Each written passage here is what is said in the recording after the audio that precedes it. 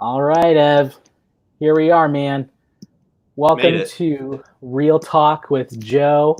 I'm so excited to have you on here, man. Thank you so much. This is so exciting for me to have family on this. So, as we wait for people to log on and engage in the conversation, these conversations were birthed. I'm just going to kind of give into some background for folks that have maybe not tuned in before. But what I did initially, whenever all this COVID stuff started really kind of becoming mainstream, was as a business owner, as a coach, a life and business coach, I realized that there were questions, very practical questions, very normal questions that people were asking. And I thought to myself, well, how can I shift my business to meet these questions? I'm not an expert in everything, but thankfully, I think as you'll see in our conversation with Evan, there are people that do have some really great insight to questions that we're all asking ourselves. And so this is part of the fun that I get to engage with, is I get to interact with people like Evan and so many others that are professionals and great people at heart, which is really why I enjoy these conversations so much. And so today's conversation is about these oil prices that we're seeing, about this crazy price crazy prices that we're seeing, and what does that all mean? What are people thinking? What is it actually translating to from like a not just like a political level and like from a Fox News or CNN level, but like what is this stuff like? Why is it this way? Why are we seeing oil like gas prices from like 2009? Like according to AAA, like this is nuts. So I'm very fortunate that my younger sister is engaged to you, Evan, and Evan, you happen to be a petroleum engineer. Yep. So you might know a thing or two, which is exactly why I want to have this real conversation with a guy like you. So, Ev, tell us about yourself. Who are you? What's your title? Give us a little bit of a backstory to your credentials, and help us understand what exactly does it mean to be labeled or classified as a petroleum engineer. And as you guys are logging on, say hello. Tell us what the cheapest gas prices that you've seen so far and from where. Maybe even the highest gas prices so far, because some people are seeing some high numbers still in certain places throughout the country. So if you guys want to interact with us, there's going to be a comment box. Feel free to ask questions. Evan will field them, and we'll have some great conversations. But like I said, tell us where you're at. Tell us what prices are looking like woods, and we'll just have some great conversations with Evan. So, Ev, tell us about who you are, my friend. Sweet. Well, first, thanks for having me. Super pumped. Excited about it. Really makes the Monday night a little more interesting. So happy to be here. So yeah, as Joe said, I'm a petroleum engineer. I've worked past 2 years as a reservoir engineer. It's one of the kind of branches of petroleum engineer, if that's a bit wider of an umbrella. My background is got my master's and undergrad from Penn State back in 2018. Graduated before starting up the workforce.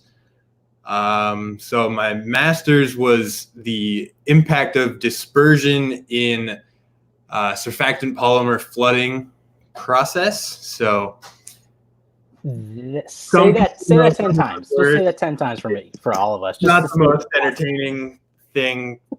The audience fell asleep. Things, we made it through. But one of those audience members that fell asleep, I believe, was your future father-in-law. Yes, my father. For those of you that don't know, Evan is engaged to my little sister, Samantha. So hence the family banter. But yeah, so I spent the last 2 years in the Pittsburgh area working as a reservoir engineer. So my day-to-day is I'm kind of if there's a couple different arms of petroleum engineering, there's 5 main ones, but mine is the more technical computer side. So it's a lot of building computer models, analytical models, and doing kind of future forecasting, and also kind of trying to answer a lot of like the why questions you see on like a field level base. So whenever we have something come in, whether it's better, worse, or just kind of different from expectations, it's kind of my job to figure out why, what we think what we think happened there, what we think is going to happen nearby it in the future, and like how that's going to manifest itself over 10, 20 years. So a lot of office time for me, but that's certainly not the case for all petroleum engineers. I know a lot of people, when they hear that term, they think of like the old Texas guys wearing the cutoff white shirts that are covered in oil and got the big like hard hats on, but we come in all different shapes and sizes. So. Some of us are in front of screens, others are by oil rigs. Just depends on what your role is. Exactly. Yeah.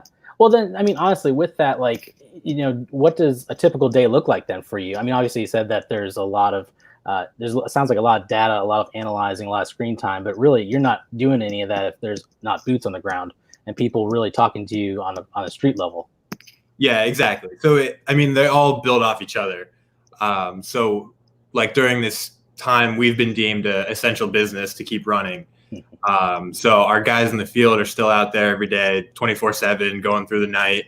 But because of that, I also get to be in the office and kind of the more like data analytics side. So I'm a little more close to the 9-to-5 role. But yeah, typical day to day is nice office work, a lot of computer time. I've got a couple softwares that are kind of my babies right now. So getting real good at those. That's awesome, man. So tell people, what the one thing I have is like on an elementary level, like what is this crude oil? Because we're going to be talking about some of the gas prices and stuff. But all of that is from ingredients that make this gas. So what all is involved in like that? Like the gas is just the final product. What happens before all that? That is obviously affecting all these gas prices. Like what needs to take place before I go to my Costco because it's so daggone cheap right now and swipe my beautiful card so gladly and get it for such a great price? Like what took place to get it there? Like what's crude oil? What is all these ingredients? What are the things that go into it that make it the product that we experience it as? Yeah. So that gasoline product, that's a highly refined kind of chemical liquid that comes out of crude oil. And crude oil is just kind of a big umbrella term for liquid petroleum products that come out of the ground. So it can be anything and be really as thick as like molasses, or it can kind of come out as like this weird orange glowing water, not glowing, but tinted water almost. And so all of those kind of have a different degree of chemical mixtures in them. And that's just dependent on basically where you're pulling them out of. Like in Saudi Arabia, they have a fairly what we call light oil. So it kind of flows rather nicely. But then maybe in the old California days, that's where you had that real thick sludge, heavy black kind of stuff coming out. So that's all crude oil. Depending on where it comes from and kind of what it is like, it'll get sent to a refinery and they'll break it down by each chemical. So they'll strip it down to the C4, C3, C2, break it out, put it in different bins. And then based off that, it all kind of goes into different processes. Gotcha. And whenever we see these oil tankers, is there crude oil in those things, or is it after they've been refined? Those are kind of like a midway step. Usually they're not going to be fully refined, but they'll be partially refined. Gotcha. So then really, who are these people? Like who's pulling these resources like from the ground? Like who's doing that? Where are they doing that? Like, I mean, these guys, I'm sure some of them are kind of bleeding from the hip now because the consumer, the demand has just fallen overnight. Like, what are you seeing from these producers, like from these guys that are pulling out this raw material? Yeah, so there's a lot going on right now, and a lot of different people are pulling out oil. It's a world resource. It's not just local, one place or the other. And so there's a lot of things affecting that price change that kind of hit the news cycle where people are like, oh, wow, oil's really going down. Or even you are driving by and see a 20-foot red sign that says 195 when you're used to 240 or whatever. So in the US, it's all individual company based. So there's different private owned companies and publicly traded companies that they're the big oil producers.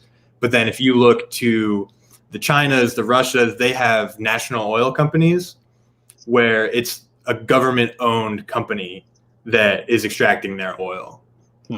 So it's kind of against our capitalism-based economy here, but that you kind of see a big spectrum of that across the globe.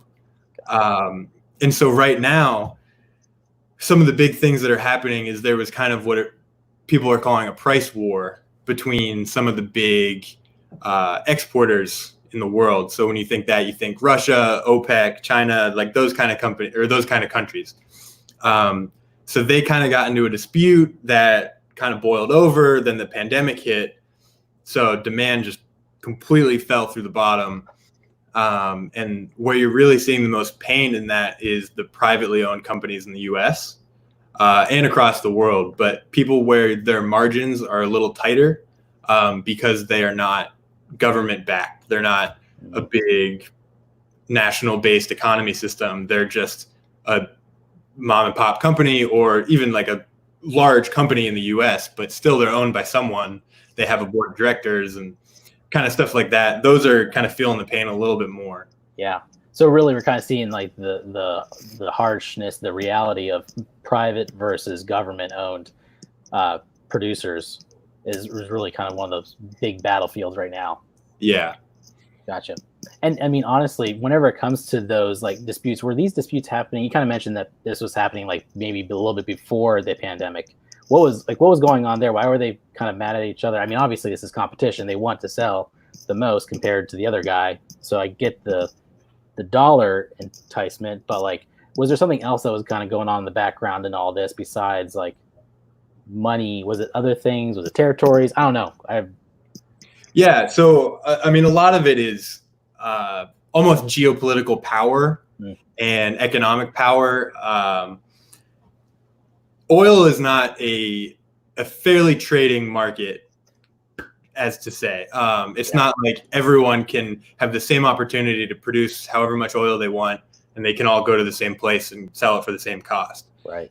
So there's kind of been different leaders that kind of have a little unfair advantage, to say. And that's not like monopoly based. That's just based on it. Some people have more of it. It's more prevalent in certain locations than another. Yeah. And so what you had before this pandemic was, in the last, let's say, 4 years, the U.S. went from being the third largest producer to almost doubling our country's supply to becoming the world's largest producer by a significant margin. When that happened, when you increase supply and demand stays relatively similar, the cost is going to go way down. So what big groups like OPEC were doing they were kind of reducing their output slightly to kind of keep the price up a little higher, just because they don't want their main thing that their country produces to fall in value. Right. So they were kind of playing with the price point globally.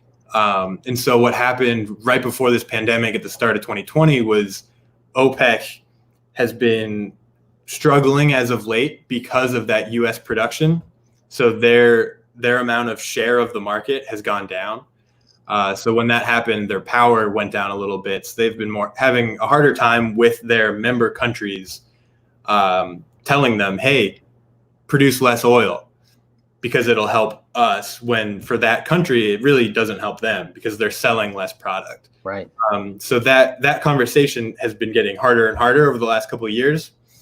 And right at the beginning of 2020, it kind of hit a breaking point, and their conversations kind of fell through. So you saw a lot of countries saying, I'm not going to listen to this anymore. I'm going to produce what I want, which for them means more.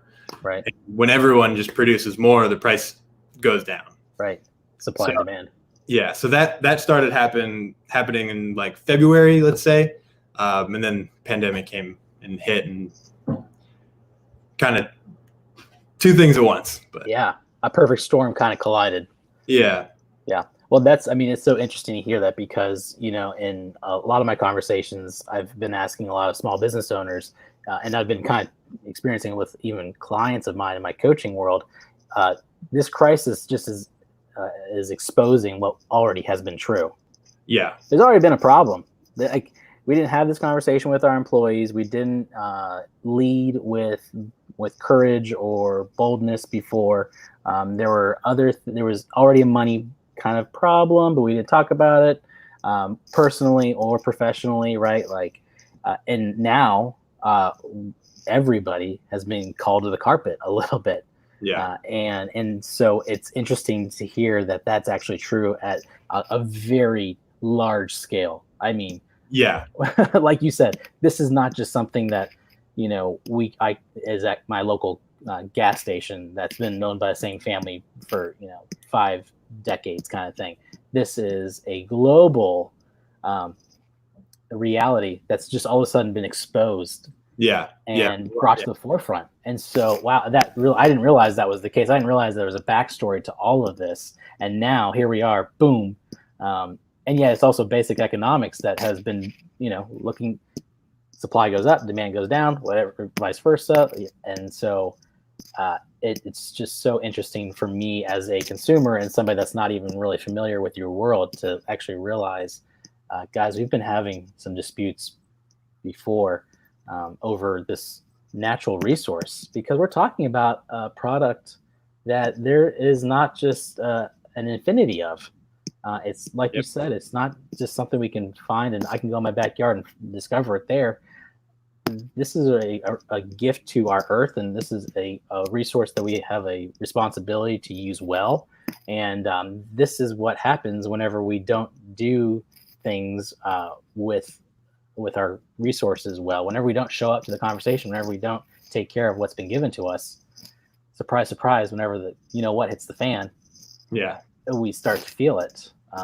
And we're as consumers, we're only experiencing kind of this byproduct, which is these low gas prices. And so, I mean, it's interesting how we experience these realities. What's a crisis to somebody isn't necessarily a crisis at all. In fact, now it's kind of a blessing because people's energy costs are going, lower in some places, not everywhere, but we're seeing that. So yeah, this is just fascinating to me. I mean, Ev, you mentioned crude oil not just going in, not just for gas, because that's just a refined product of it, but what else is crude oil really being used for? Yeah. So, I mean, when you think of oil, most people just go gasoline. It's what I put in my car. Yeah. Which, I mean, that's spot on. That's the number one use of crude oil is for transportation. So that goes into diesel fuel, regular gasoline, jet fuel, airplane fuel. But also a lot of it is like the petrochemical aspect. So basically any plastic that you see in your house came from oil somewhere, unless it's the biodegradable forks. But almost all the plastic is some sort of petroleum product. A ton of chemicals. So your shampoo, your everything that you probably can pull out of your linen closet has some sort of petroleum product in it. And it's just a lot more prevalent in your daily life than you probably know. Mm-hmm. Yeah. Well, isn't it even true? It's in the packaging of those products too. If it's not in the product, it could be in the packaging of them. Oh yeah, exactly. So yeah, even if it's not in the liquid, it's in the bottle that's holding it, or kind of stuff like that. Yeah. So we're seeing this, it's not just gas prices we're going to be seeing get altered because, P&G and all these other producers. We have a really good question from Greg. Can we expect to see declines in petroleum-based products in addition to fuel at the pump? What are your thoughts? Declines in petroleum-based products? Meaning in the price of products? Or the amount of products? Maybe the production of them. So the production, I would say no, because if anything, your feedstock probably got cheaper. So, for one, there's a big Shell put a plastics plant kind of in the Pittsburgh region here. So what they do is they take our ethane that comes, whether it be crude oil or natural gas, somewhere in that. They take that ethane, they crack it, and turn it into little pellets, which are basically a plastic feedstock. So anyone that makes, I don't know, like my mouse or anything that is plastic, it kind of comes from those little pellets. So those pellets are basically the material going into those is getting cheaper. So you're probably going to see just more of it. Yeah. If anything. So. Yeah. And Greg just said price. Yes. Oh, price. What do you think about price then with that? kind of. So that's harder to say. So the prices, probably the manufacturers are going to see that before you see that. It's easy to raise prices on stuff, but typically you'll see people are slow to lower them. Which, like, if there were something that happened in the oil industry and oil spiked, you'd see gasoline prices go up that minute at your pump. But if something happens where they go lower, it's probably going to walk down over like 2 weeks. And a lot of that is just people kind of taking advantage of it, or just kind of hedging their bets because it's easier to do that. So I would say not too much on the consumer front, just based off human nature almost. Yeah, because really, I mean, because what I'm hearing you say is, as manufacturers, they're going to probably take that lower cost and just add it to a bottom line. And if they do creep it in a little bit, it's not going to be a drop off like it would be at the pump, just because of maybe just the visibility of exactly. Like, there's more visibility whenever we see a company spill oil into the ocean. Consumers are like, whoa, that's bad. So producers are like, save face, let's lower prices quickly just to, CYA kind of thing. Yeah. But really, the ones that are using maybe some of the same ingredients in their products may not be as quick to the draw. Yeah, and I think some of it is your familiarity with the price of things, where when you're driving down the highway, it's easy to compare gas prices because you see 10, 30-foot signs glowing bright red telling you how much gas is worth. Yeah. If I asked you how much is a ton of plastic feedstock pellets worth, no one knows the answer to that. Well, maybe like 10 people know the answer to that. Yeah, right. So, yeah. Which it's a lot less in your face, kind of. Yeah. How long? So my mom asked a question, so we have to answer it, because if we don't, then we're both in trouble. So how long can we keep gasoline for? Like, how long is it okay to like have laying around the garage or in the or that leaves our winter? Like, what's the lifespan of this product whenever we get it on from our end? Yeah. I mean, so that's a good question. Samantha was kind of asking me the same thing earlier. She was like, so does that mean I should stock up for my tractor? Yeah. Dude, I thought about that. I was like, maybe I should go. We're in the third floor of an apartment building. I should like go get one of these tanker trucks and like have them parked in my backyard and just be like, I'll take care of it, guys, from here. Here, I'm just going to use it for my lawnmower and my 2 cars, just in case. So, I mean, it's kind of a two answered question, I think. 2 sides. One is yes, gas prices are lower, so it's nice for the consumers. So if you think this is where gas prices are going to kind of bottom out or stay for a little bit, then yeah, go ahead and fill up your lawnmower for the year, fill up your little red canteen, whatever. But also remember that it is a extremely explosive fluid. And so you see a lot of these Good people reminder, kids. Stock up on oil, gas, and don't play with fireworks with this thing. Bucket. Like, that's probably not going to help in the long run. So I would say just whatever supply of containers you have that are safe containers, if you feel like that's the time to fill up, then go for it. It's not like it goes bad, as to say. It's not kind of like milk, because it's kind of poisonous, kills everything in it.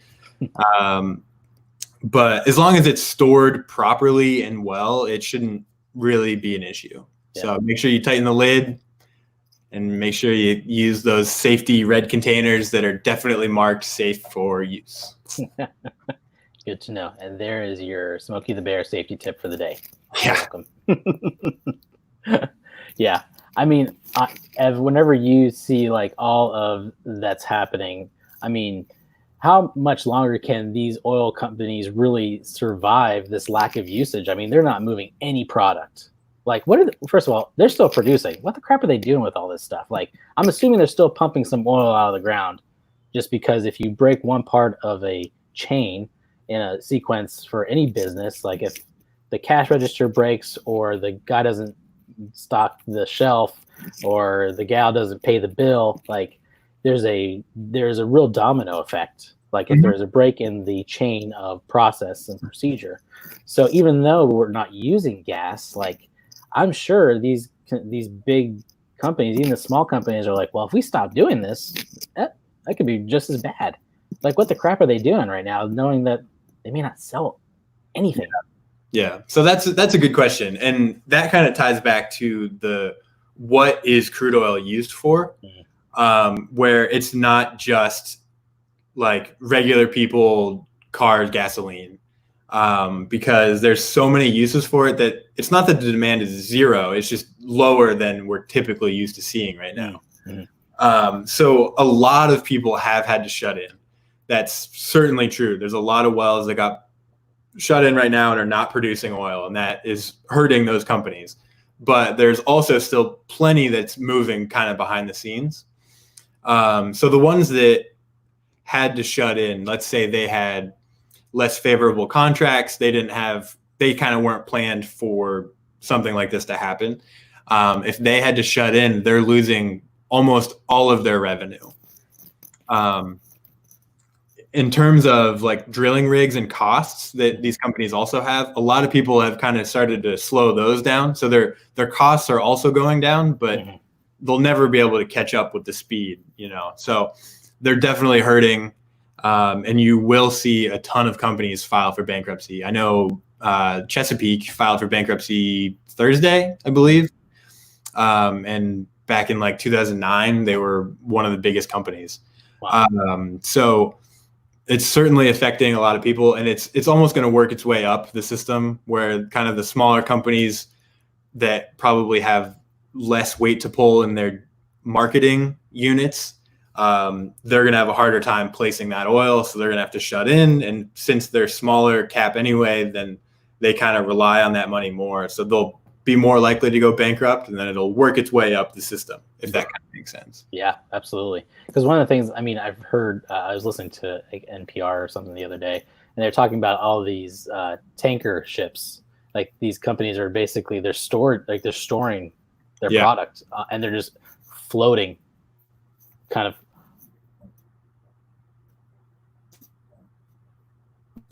I mean, what does that mean? Like, what's going on with, like, why would a company be doing that? Why would somebody want to put it on a tanker when they can probably put it in a tank in the ground somewhere else? Or it's weird to me because they were saying something like the hundreds of thousands of dollars per day just to rent one of these rigs. I'm like, what? Just that alone from a cost standpoint, and yet this is like the best way for companies to stay afloat, no pun intended. But yeah. I mean, what is that? Can you explain a little bit of that? Like these oil tankers, like the ways that they're getting creative to protect the product and also save the business. Yeah. So when something like this happens, especially here in the US, since we're kind of like the trading market system, you really heavily rely on what storage systems you have in place. And right now, almost all of the nation's large storage facilities are working their way to full. So when that happens, you kind of have to get creative with it of where to put it. You can't just like throw it in your bathtub. So you have to put it somewhere. Yeah. And you have seen a lot of that, people using pipelines as storage instead of having them flowing, just having them be sitting there, cylinders that can kind of fill up, or those big oil tankers floating off the coast of Florida and Louisiana. But that kind of happens just because they don't have the capacity to get into the system that is still selling. So in that demand that is still there, they don't have contracts into that. So if you're kind of left out of the club for, let's say, 2 weeks or something, when the demand is really short, then you kind of have to get creative. So if like you're not in the club of, hey, I'm an oil producer, I provide my resource to a manufacturer that makes dressers, I don't know, whatever.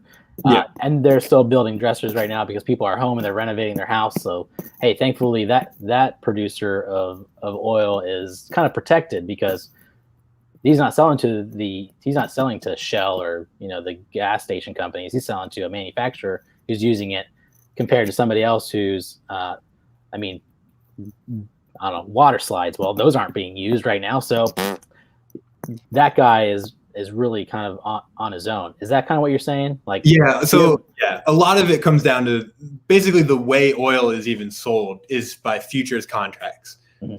So if your company, let's say your marketing team really liked doing 3-month contracts.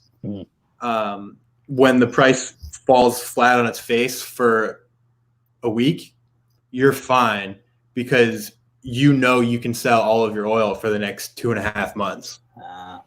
Right. But let's say you like to play a little more risky and try to get the best prices. So you do weekly contracts. So every week you have to go find a new place to put your oil. If you're trying to do that right now, good luck. Wow. So it kind of comes down to how your company hedges its marketing. And you've seen a lot of companies either praising their marketing teams for doing a fantastic job or just sinking with the ship, kind of. Wow. Can you give us like an example of like some of those companies that are like, this one's Bravo and this one's Doomsday? Yeah. So up here in our basin, a lot of the Ohio companies, like the Eastern Ohio Utica companies, like, what am I thinking of? Apache, they're having a much harder time selling their liquids as, say, like, I don't know, a Cabot or somebody, where Cabot really likes their long-term contracts. They like to know what's going to happen. They don't like kind of fluctuations, but then those slightly smaller guys, they'll kind of play a little more risky. Yeah. So those are the two examples probably that I've seen in my basin where you really can kind of see one company is just kind of chilling. They're doing okay. Yeah. This isn't really that big of a deal. We'll weather through it. We're prepared. And then other ones you see like, we're shutting in 100% of our field production and we don't know what's going to happen. So. That's insane. We got a question earlier, like from my cousin saying, she's realized that prices seem to fluctuate around election season. And I'm not trying to get political here because that doesn't really solve a lot of problems, frankly. But I mean, that is something that does tend to happen during a season of political races, election season. Why is that? How is that a thing? I mean, it makes sense whenever I see oil spills or oil oopsies or companies kind of declaring bankruptcy or, growing whatever. But election, I mean, can you explain that? I don't know what the heck to make of it. Yeah. So a lot of the way that when you think of oil prices, you just have to think of it being a fully global market, where if something happens in the Strait of Hormuz and it's harder for those tankers to get through, and it slows them down by 10 days, you're going to see oil prices go up here in California. Or if there's a big hurricane in Texas and those refineries get shut down because Harvey came through and shut down all the refineries on the East Coast, then Japan's going to be paying twice as much for oil. Yeah. It all kind of goes around. And so when you have a country like the US where so much of our economy impacts other countries and our trade agreements and our political associations, kind of whenever our election systems are heating up and you have a more kind of like a flip of a coin difference between candidates, you're going to see that geopolitical risk factor increase. And so whenever people are uncertain about what the US is going to do, that means they're uncertain about what other countries are going to do in response to what the US is going to do. And it just kind of is like a domino effect. So you'll see a lot of people kind of get nervous around the election times. And when that happens, maybe those 3-month contracts or those 1-year contracts, people are going to say, well, I don't really want to do those that much because I have no idea what's going to happen. Yeah, so I'm going to hedge my bets and play it safe or be very aware of the consequences. Yeah, so I would say it just raises the global uncertainty. And when that happens, you'll really see it reflected in the oil price. Yeah.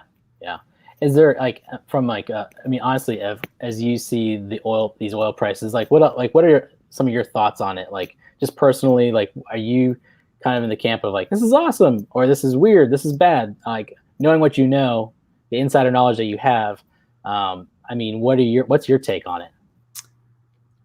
That's hard. So I mean, not only am I a professional in the industry, but I'm also a consumer, right? I also drive my car and fill it up. So I like low gas prices for me. But the low oil prices and the different companies losing jobs and stuff like that is kind of hard to see. Especially when I know people that have gotten, their companies are under more pressure than, let's say, mine right now, but that's not as fun to see. And so it's kind of hard to answer because it's good and bad when there's this uncertainty. But one thing I do think is probably good is, like you said, this pandemic is kind of shining its light on a lot of the problems that were existing, right? Like the oversupply that the US has kind of kicked in over the last 6 years and kind of shaken up things. That's nothing new. We didn't know, we knew that was here. We just didn't quite know how people were going to respond to it long term. And I think now we're starting to get that answer. So I would doubt we're ever going to see that $125 oil prices that we saw back in 2012 or 2008. But we're going to hopefully kind of flatten the curve a little bit of the oil price and kind of start to stabilize a little more, just as the light gets shine on different areas. Yeah. For me, I like that aspect. I think having a more regulated kind of price market is easier to go off of. Yeah.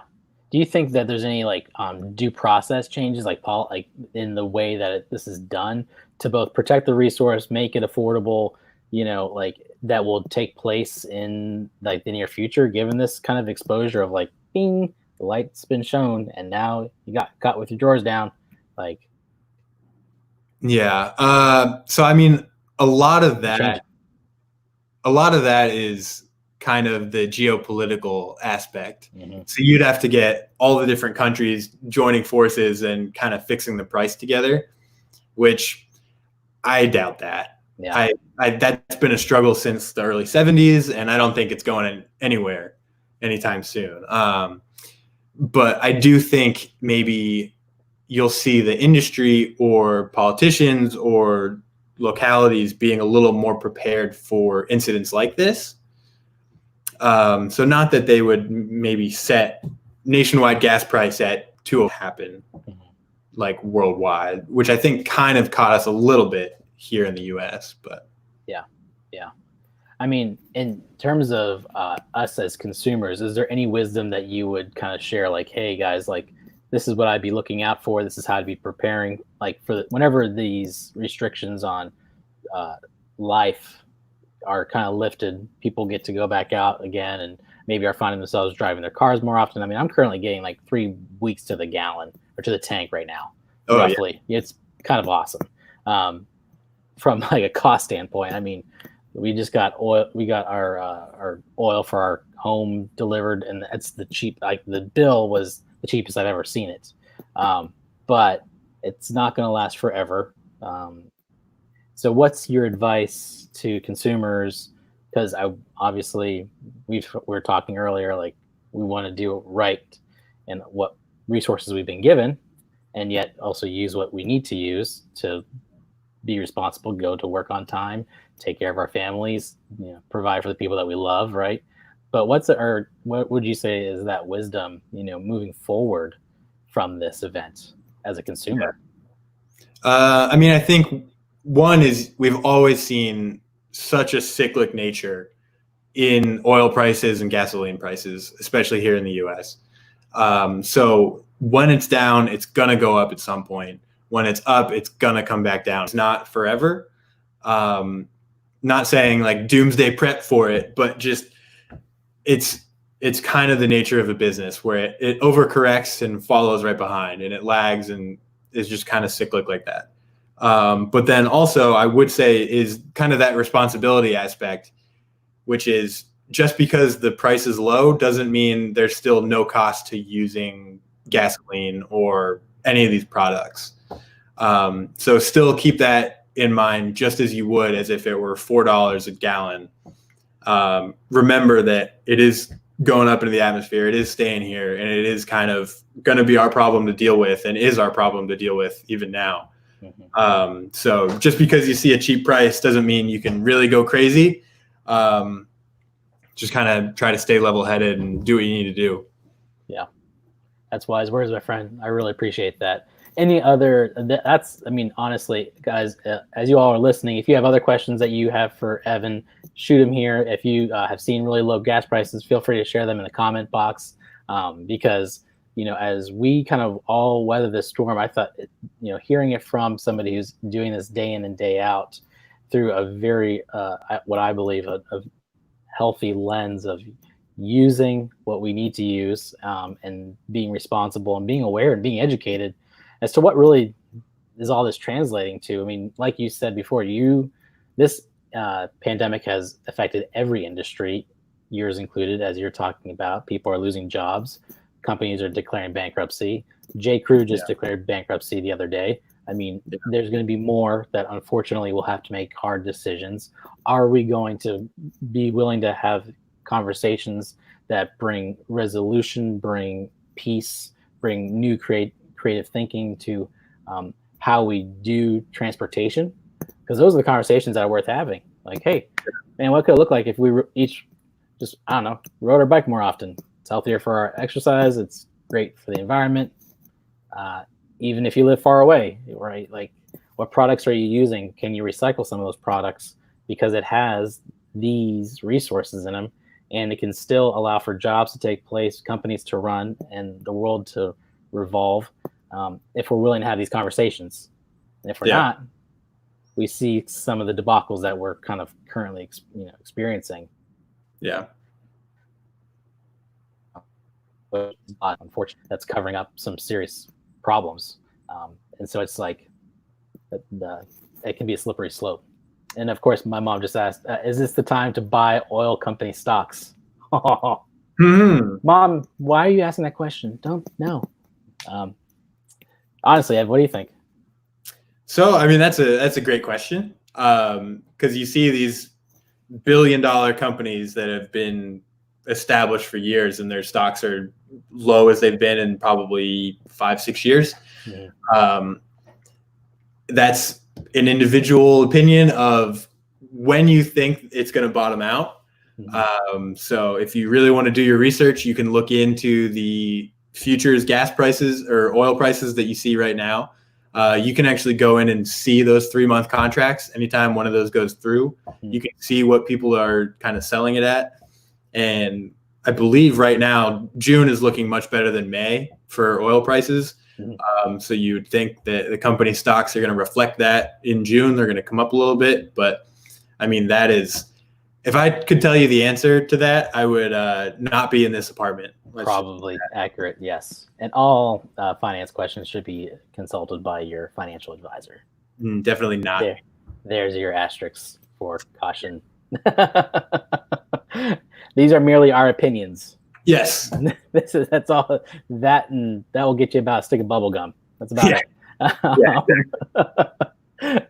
But yeah, honestly, that's what it seems to be true. I think for even people doing this stuff with what they're seeing with the airline industry. I mean, this is a conversation. Look at what's happening there. I mean, not only is people not traveling, but their resources are being changed quite significantly, and so we're seeing not just gas. We're seeing this all across the board, and for you to share your heart of how this is such a tension professionally and personally, I think is really important that people understand that these are real people that are doing these jobs to provide this resource to us in a tangible way. And so let's honor those people. Let's make sure that they're encouraged, because their job is essential. Like those that are working at the grocery store, those are working at the hospitals and first responders. There's a lot of people that we should be extremely grateful for, and this category is one of them, frankly. And so it's not just about the prices, although that's important. It's also about recognizing that there's humans and people behind all this. So, yeah. Anything else you want to add up as we wrap up? I don't know. If anybody has questions or was too scared to ask them in this, feel free to hit me up. I'll answer them anytime. But thanks for having me. I mean, it's been fun. Oh my gosh, not a problem, man. Well, one of the things I've been wrapping up with every time has been a rapid fire questionnaire that I just like to spit at you. And so with that, my friend, are you ready? I'm ready. All right. Of course, your fiance. Who is your favorite apartment office buddy? You don't need to answer that. Samantha. Yeah, good answer. Good job. All right. Coke or Pepsi? Coke. Oh, really? I'm surprised you like Coke. Morning, noon, or night? Night. Lucky number. 75. Book that you read most recently? I'm currently reading The Perfectionists. It's about like the precision in all walks of life and industry and kind of how it affected the world. Super highly recommend it. Who's one person that you would love to have a meal with? Somebody that you haven't met, somebody that you look up to that you would want to have a meal with? I think Ellen would be really fun. That would be fun. That would be really fun, especially if she paid. Yeah, that'd be nice. Where do you want to go for vacation? Best travel spot, go. I've always wanted to go to Australia. I want to do the drive the Great Ocean Road, rent a convertible and drive that and camp out on the beach, but can't do that right now. So, what would you find on your nightstand if people were to come into your room? What would be there? Probably deodorant and whatever book I'm reading, and Samantha's glasses. Just in case. Ev, what is a principle that you like to live your life by? I guess a big phrase that got me through like high school and college was dream big, work hard. That was J.J. Watt's slogan. He had a kind of charity focused around that. And I kind of took that to heart and thought that really meant a lot. What impresses you about people? Whenever you meet somebody, what makes you go, this is a good person? I think whenever they can be themselves and not try to come off as more than that. Authentic. Yeah. Love it. And Evan, thank you so much, my friend. I really appreciate you. I love you, man. So grateful and for this conversation. For those that got logged on, thank you so much for watching this. If you guys have questions, Evan's Instagram handle is at the top of the screen. Follow him. He's also a pretty creative dude. So he's got some drawings on his Insta that I would highly recommend because I think it's one of the coolest things about you, man, is your creativity and your sense of and your ability to express it so beautifully. So visit the gram. Appreciate it. Love you, man. So grateful for you. Samantha found such a wonderful man, and I'm so grateful that she found you and that you guys get to get married in October. And so thank you so much for sharing all of your professional wisdom and insight, man. Like I said, guys, connect with Evan. Let him know that you love him. And if you have any other questions, he's obviously a resource to you. Thanks again, brother. Thanks again, everybody. Take care. Bye. Nice. We just signed.